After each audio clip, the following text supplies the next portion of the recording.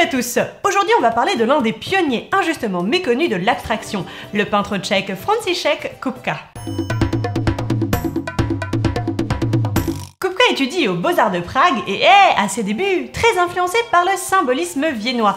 Les amateurs de Gustav Klimt verront de quoi je parle. Pour les autres, ça tombe bien, j'ai fait un épisode sur lui il y a quelques temps. Mais très vite, il décide de laisser derrière lui cet aspect de son art et déménage à Paris. Sa peinture se rapproche alors pas mal de ce que produit l'avant-garde de son temps, Kandinsky, Mondrian ou Delaunay par exemple. Mais Kupka reste un solitaire farouche qui ne se mêle pas trop à ses confrères artistes, ce qui explique sans doute qu'il ne soit pas plus connu du grand public aujourd'hui. Ses toiles sont caractérisées par l'importance qu'il accorde au mouvement. Il y a la décomposition chronophotographique du mouvement, à la manière du physiologiste Marais, qui se caractérise par des effets de transparence. Il y a la représentation de mouvements successifs à la manière cinématique, où l'artiste se montre d'ailleurs très en avance sur son temps. Et surtout, il y a les lignes verticales et les arabesques dont le rythme est clairement musical. En effet, Kupka a mis au point, dès ses premières œuvres abstraites, tout un répertoire de lignes courbes et de cadences verticales qui incarnent pour lui le rythme intérieur.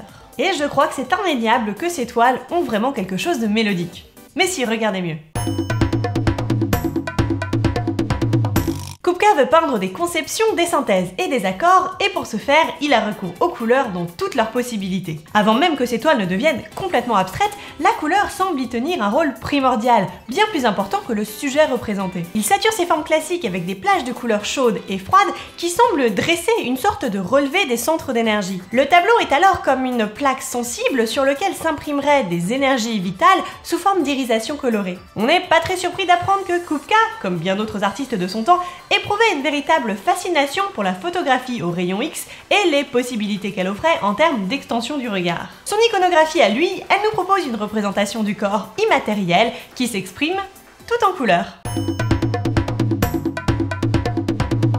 Les dernières traces de figuration disparaissent de l'œuvre de Kupka qui devient 100% abstraite sans référence aux objets du monde sensible. C'est que pour peindre des conceptions, des synthèses et des accords, Kupka trouve que le réalisme, c'est très insatisfaisant. Pour lui, l'art qui emprunte à la nature est très malhonnête parce que soit il trahit la nature, soit il trahit la vision du peintre. L'art devrait avoir son langage propre et s'exprimer à travers des moyens uniquement picturaux, sans référence à la réalité empirique. C'est ainsi que Kupka produit des œuvres révolutionnaires qui seront notamment les premières œuvres non figuratives que découvrira le public parisien. Passionné de science, Kupka organise ses tableaux au moyen d'éléments formels comme des lignes droites, des plans verticaux et horizontaux et des courbes qui représentent pour lui la promesse d'une autre dimension. Oui, Kupka était super intello, mais avouez, c'est quand même vachement beau. Et voilà qui devrait vous aider à mieux identifier et comprendre le style de Kupka. Si la vidéo vous a plu, n'oubliez pas que le pouce vers le haut, le partage, l'abonnement, le commentaire soyeux, tout ça, ça fait vivre la chaîne qui a toujours sa page Tipeee et Utip. Et vous les attendiez tous, voici les résultats du quiz de l'épisode précédent consacré à Camille Claudel.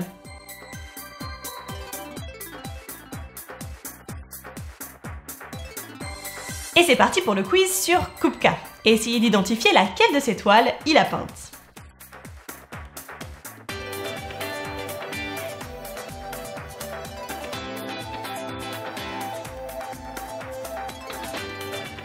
Et j'en profite pour vous dire qu'il y a en ce moment une très belle exposition sur Kupka au Grand Palais, donc si vous êtes dans le coin, n'hésitez pas.